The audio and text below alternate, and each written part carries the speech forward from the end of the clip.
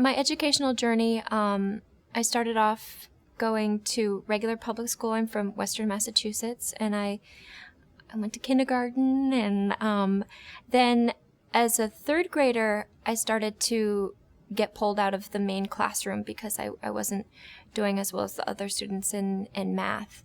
And so I remember I would have to go to the resource room as a kid. And I didn't really mind it, but I remember my mom thinking that it might start to affect me and stigmatize me versus the other students. So they pulled me out, and I went to a small private school in the same town. That private school, I tend to think that seems fancy, but it was a school that really had small classrooms and encouraged kids to do projects creatively. I remember that instead of having to do a book report, you could dress up as the character and kind of narrate the story and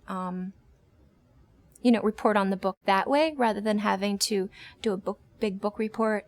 I remember for science projects, we would get a kit of materials and have to do a project from that rather than having to do worksheets and watch a teacher write on the chalkboard. So after being in that school, I really learned how I learn about things, so that when I went back to public school in high school, I was able to adapt and know how I learned things. And just generally, I think it helped my confidence to know that, not everyone learns the same way, that we're not all worksheet people, and watching someone lecture, isn't always the most effective way. So I think that's important for young girls to know, that if you learn a little differently, that's okay.